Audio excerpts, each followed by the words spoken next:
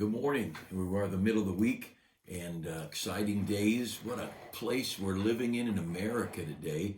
And I don't watch hardly any news anytime over years. Once somebody proves himself to be a liar, I quit listening to them. And it's like a lot of the statistics about medical things. When someone is twisting statistic for an agenda, I can't trust their statistics anymore. And when someone's reporting, and obviously they're reporting lies, I'm done with them. And I don't dislike them, don't hate them, but I'm not going to listen to them. And so, to me, your personal integrity is a pretty big thing. And someone may call you a liar, but you should know in your heart your integrity is right. And we have seen the political world and the media world so slanted and so crooked, and it's exciting to me because once we know for sure who people are, then we can just toss them. But there are exciting things going on in America. And I want to talk to you about kingdoms. We're going to be in Daniel chapter 2 and Daniel chapter 5 or 8 somewhere. And we're going to go back and forth a little bit. And I'm not going to do a Bible study on Daniel. It'll take hours and hours and hours. But I do want to say with what's going on in America right now, I said Sunday morning, and I said it again Tuesday, I think, in my morning moments: rest and trust, and don't fear, don't fret.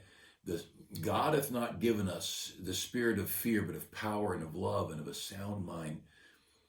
Clear thinking. I talked a little bit Sunday morning about the darkness that comes. The path of the just is as a shining light that shines more and more. Every time you take a step towards righteousness and obedience to God, it gets lighter and lighter, and you see things other people don't see. When you turn to darkness, it gets darker and darker, and you can't see, and you do stumble. And you've seen people, you think, well, it just seems like they make one bad decision after another, and they're not bad people. But once you turn away from the light, what happens is you're in the dark, and you know how it is walking around the dark, and you do stumble, and you do step on things and hurt your feet. And so it's that way with decisions in life. And boy, in America today, these are exciting days. Now, let me say a couple of things. Whatever happens politically, you can rest in the Lord. Now, I think you should pray for your country, pray for your leaders. And right now, we ought to be praying earnestly for the right people to get in the right positions to make the right decisions. Jesus came at a day he was born, and his poor family had to move to another city with no place to stay, and Joseph, Mary, and Jesus born there, and that was all at the decree of a godless heathen king. But God was right in that. And even up to the crucifixion, Pilate and Herod both examining Jesus, and they found no fault. The court system found no fault, but the people sure did. And you'll see a lot of that in our world. And there's the liars and slanderers will say all kinds of things, but even Pilate said, I find no fault in him. And the wife, Herod or Pilate's wife, I forget which one now, said, have nothing to do with this just man. She knew he was a just man. And what's going on in America right now? Now, it may disgust you because of double standards and inconsistency in lying, but remember this: the Most High ruleth in the kingdom of men. God is, and that's here in Daniel chapter 4, 4 times. God is in charge, and he rules, and God doesn't let evil just go untouched. Now, if America is chosen to believe a lie, God will let us go down that old slippery slope of deceit and corruption. If we want to go away without God, and we want to go away without values and morals, and we want to throw the Bible out, God will let a country go that way. But I certainly believe there's a lot of people in America who love God and love right. And they're diverse in their theology perhaps, but in their root beliefs, they know there's a good and righteous God. And they want what's right. And how could President Trump have had 30 to 50,000 people show up at rallies? One time I heard someone say it was up to 70,000 people. These tens of thousands of people crowding, standing in the cold for sometimes 24 hours just to get close. And then you've got another guy who supposedly won the election you see his rally, there's 6 people all in circles in a gym, and there's only 6 of them made it, or maybe a gathering, a public gathering of a couple of hundred somewhere. But look, that's anybody with a brain. If you're on the light side, you know it's true. If you're on the dark side, you don't know anything, you can't see. But we're in exciting days, not discouraging days, because God's not done. And what he does next, obviously, is up to him. But I want to encourage you, pray for your country. And I want to encourage you, take some time to seek God personally. You get near to God. Pray for your family. The forks in the road are many right now. And just the fact that Washington, D.C. is locked down, the fences around buildings, and you wonder, is this a Gestapo place? Is this a Venezuelan palace trying to keep the peasants out? Or what? Where are we going with this? And these are great days. And I just feel like we can look to God right now. I believe big things are going to happen. I don't believe that this upheaval of evil is going to go on without something spectacular. And I could be wrong, but yesterday I talked about that. Will God do anything? But he reveals it to his prophets. And I believe something's going to happen. Now, it could be the rapture. It could be total national devastation. And when the Christians become the light in a dark world, and when we're going to have to step up to the plate, and we're going to have to go out into this old dark world filled with chaos and bring the gospel, and we're going to have to be the ones that say God's on the throne when everything's falling apart. All these things, but something big is going to happen. This is not just going to be the next president, This is not just going to be another 4 years of presidency, and it could be, but I don't believe it. But let me show you a couple things in Daniel.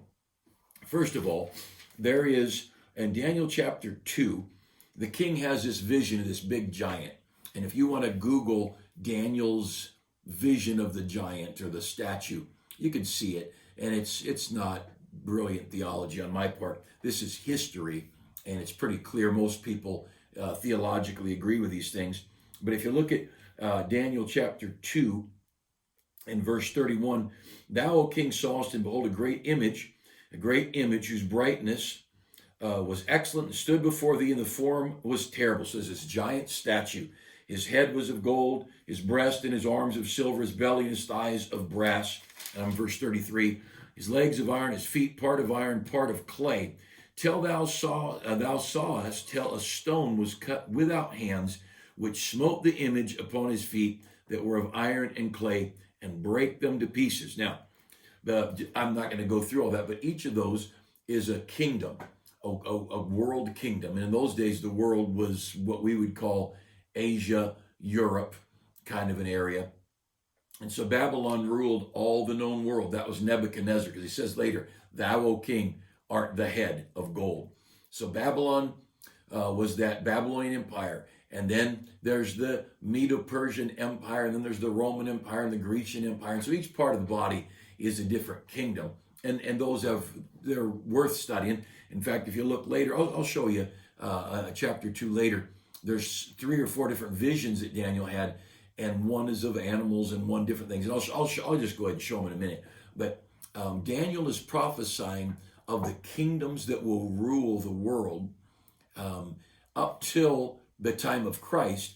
And then, like so much of the Bible, there's the church age, kind of a window of time that's prophetically dropped into prophecy, and the prophecies jump over the church age that we're in to the time of the second coming, the tribulation, and the kingdom that's going to come, that Christ will reign.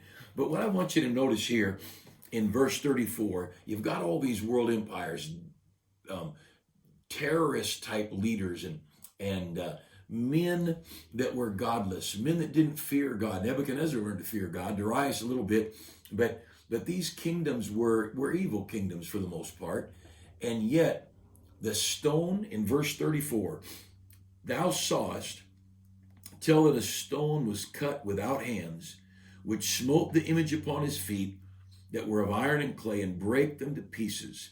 Then was the iron and the clay and the brass and the silver, all the kingdoms of this world, became like chaff, like the little shell on a grain of wheat on the summer threshing floor, and the wind carried them away. And he goes and talks more about that. But that stone that's cut without hands, that's Jesus coming back. And you read later on, it tells a little more about it, that there's global world kingdom, world kingdom, world kingdom. And then the last one, the feet, the 10 toes that people have often said the European common market years ago. It doesn't matter how it is. There's going to be a conglomerate of nations that will get together. Some have said the United Nations, and others, it'd have to be broken down to only be 10. And then Jesus comes back and smashes those things and blows those kings apart. Now, understand this. It's a happily ever after for you and me. The child of God can look for Jesus to come again. And what's going on in America, we have no idea what God's doing.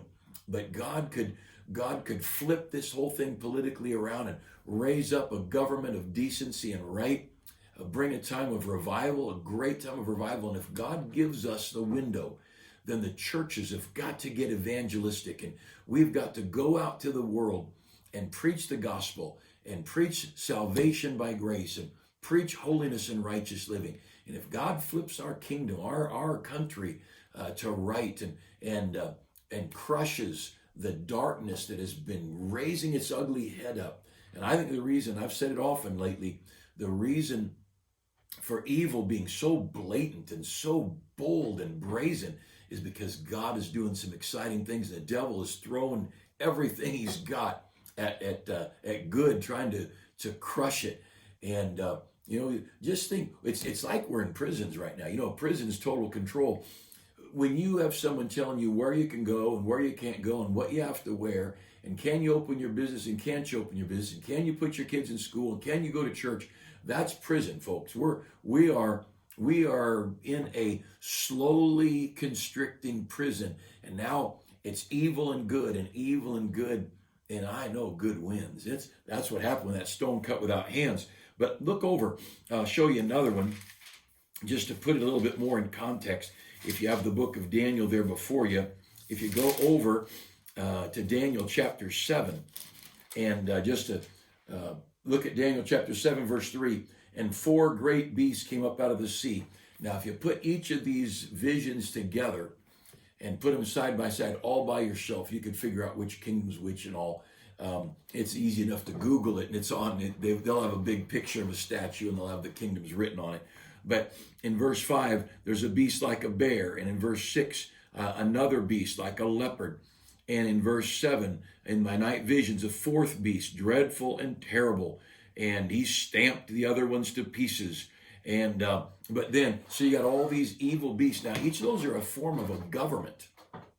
And I heard Jim Beller say this, and I thought, wow, was that well put? He said, civil governments are beasts. They're animals. They're controlling, they're devouring. And you've traced world history, the freedom that we have in America, what was born in the late 1600s, early 1700s, the idea of freedom of thought, freedom of expression, freedom of speech, freedom to bear arms, to defend yourself. So you had the freedom of speech and freedom of thought and freedom of religion.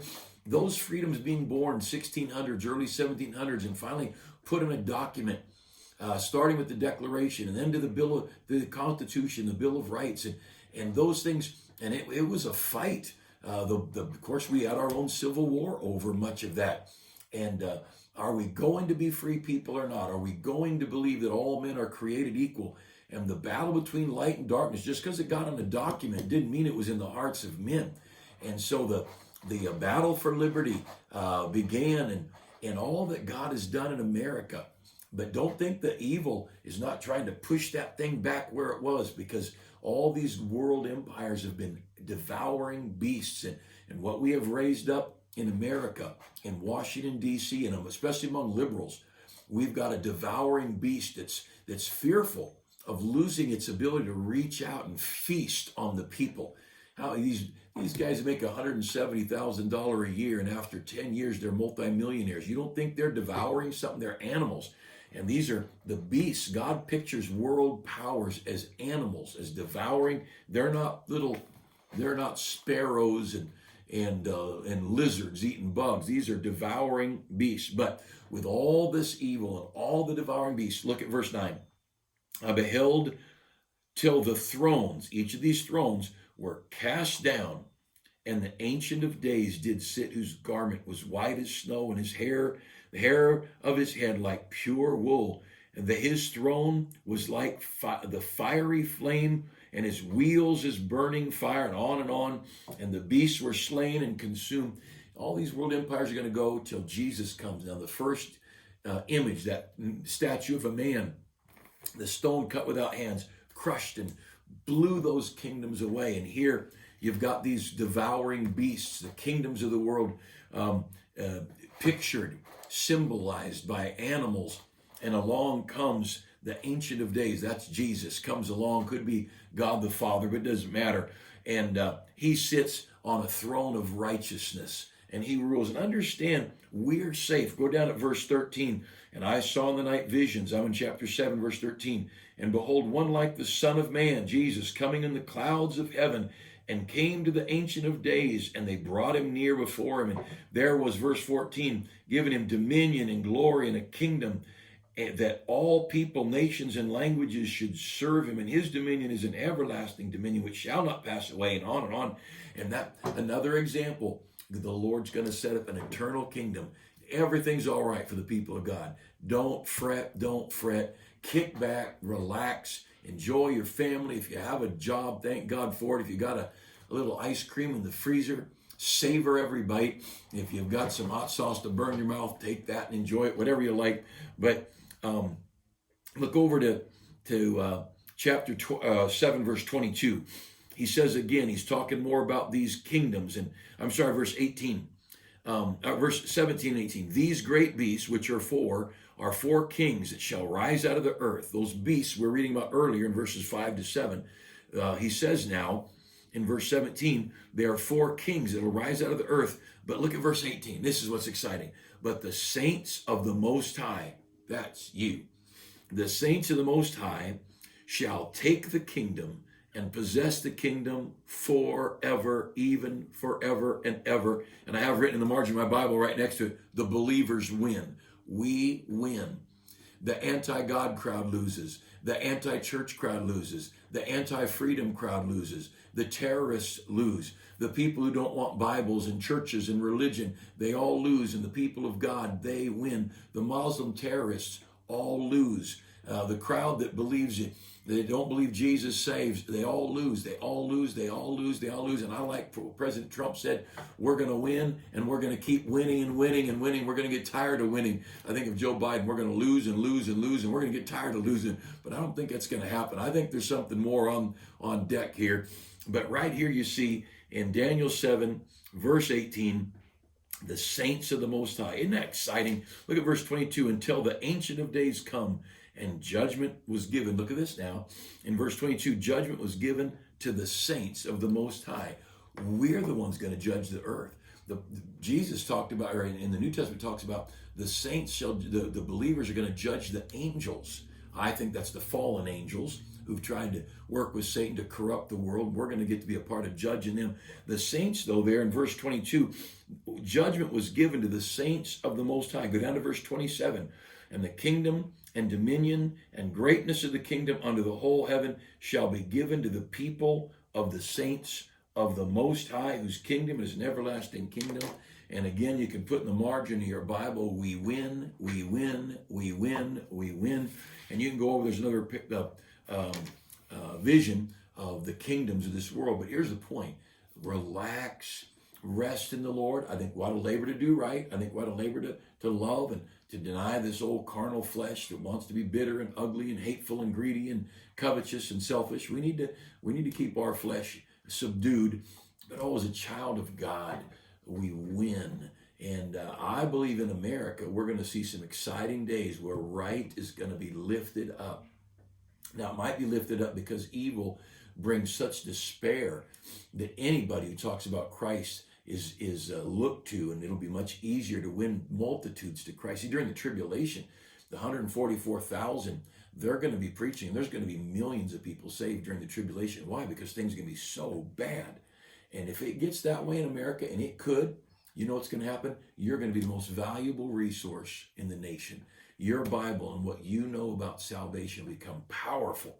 And you will be the ones that to help this old hurting world. But on the other hand, God could just slap this old evil world. It's raising its ugly head up, and God could lift up and bring a revival. And I have no idea what God's going to do next, but I do believe, I am convinced something, I don't know if cataclysmic's a good term, but something big is going to happen. And God didn't give us the last 4 years to just have it disappear, unless it was the last chance for America to turn to God, and America didn't.